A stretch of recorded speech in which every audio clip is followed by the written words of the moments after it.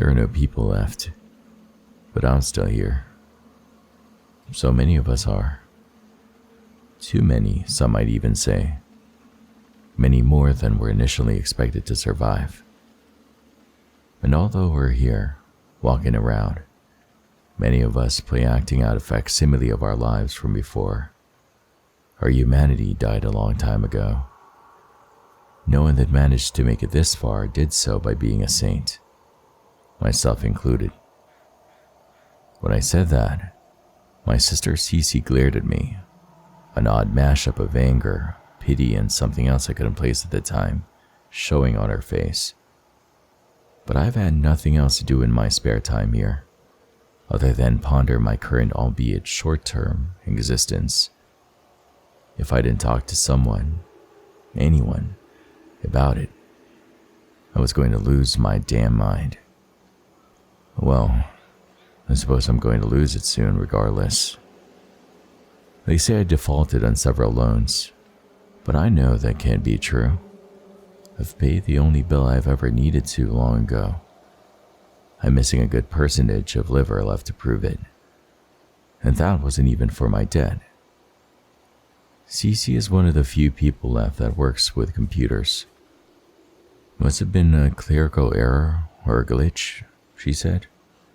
These old systems were archaic and iffy even 20 years ago. She told me she'd filed the complaint and that they'd review my case in 15 business days. When I asked if I even had 15 business days to spare, she could no longer meet my eyes. Of course, the detached ruthlessness of bureaucracy was one of the few things that had managed to survive. For most of the visit, for the first time in our lives, I couldn't read the expression on my sister's face. I hate to say it, but if one of us was going to end up here in the plant, I always thought it would have been Cece. That's an awful thing to say about your own sister, I know. But let's be real.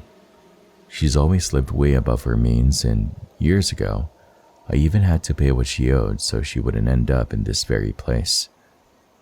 Even when she visited me in this hellhole, she fiddled nervously with a new diamond necklace, held the fabric of her expensive-looking blouse over her nose.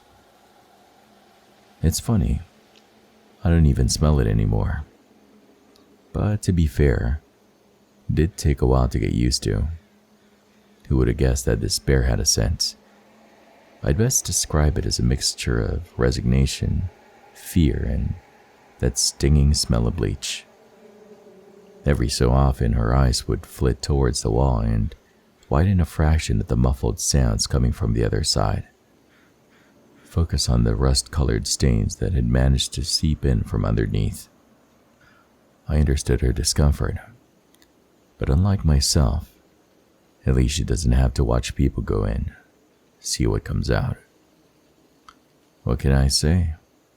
We've got far more humans than we have resources, or even landmass to support them. And desperation brings out the worst in everyone.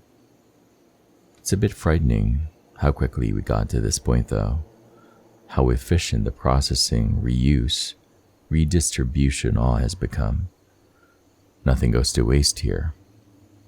Did you know there are so many uses for spare parts?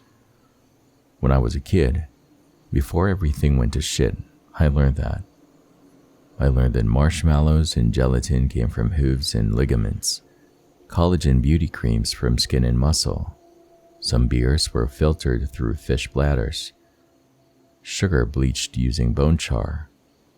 All those everyday items that we had the luxury of taking for granted, we turned a blind eye to where they came from. The whole time right under our noses, they were made out of the bits and pieces, leftovers, of livestock. I suppose that technically in a way they still are. Some people, well, they live almost exactly as they did back in the 2030s. Sure, some days the stubborn and acrid black smoke fills your lungs when you dare to venture outside. And yes, sometimes the ashes blow in from the east, made out of who knows what and coating the streets in a gray black, but you can almost pretend. Maybe you can't buy happiness, but you sure as hell can buy ignorance. It's surprising how, as all of our other resources dwindled, humanity became surprisingly adept at recycling. Too bad we didn't figure that one out sooner, right? Well, as long as they have people, they've got a renewable resource on their hands at least. Cece didn't like that joke either. That one time she visited me, I tried to keep things civil with her. After all, she's the only family I've got left. So she ignored my morbid attempts at humor. I tried my best to contain my anger at the audacity of her wearing that disgusting new jacket. The fluorescent light dancing across the pale leather. Here. Of all places, to visit me. And yes, some of my motivation may have stemmed from trying to stay on our good side, knowing that it would be our only visit. A part of me was hoping beyond all hope that Cece would maybe offer to, go in and fix the clerical error that landed me here.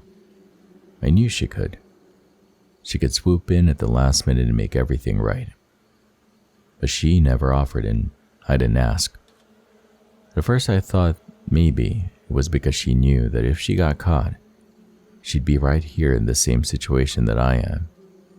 Maybe we'd end up in the same batch of face cream, form an entire volume of leather-bound books together. Damn, I should have told Cece that one. It's true though. Unpaid debt, fraud, rule-breaking of any kind.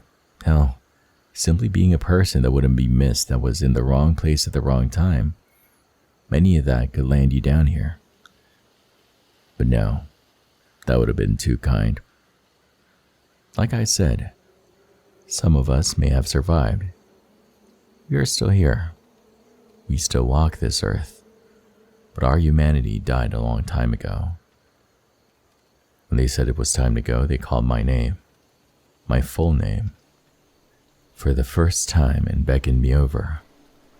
I hadn't even heard my name since that last glorious day before everything went wrong. Before I was brought here. Since then, I've only been a number. It's less personal. Easier for those that work here that way, I suppose.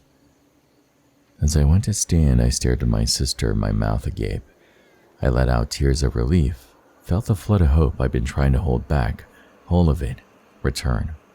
She'd done it. She'd had them fix the mistake. She didn't so much as look at me as she too rose to her feet. They stopped me as I made to follow her. I stood there dumbly. The entire turn of events had confused me. It took me a moment to realize that they were calling Cece, my sister, the one who always spent money that she didn't have. My name. I waited anxiously for her to correct them, but she never did. Instead, she just pulled that leather jacket tighter around her, as if the thick, silk-lined flesh could shield her from this place, from what she'd done, and never looked back.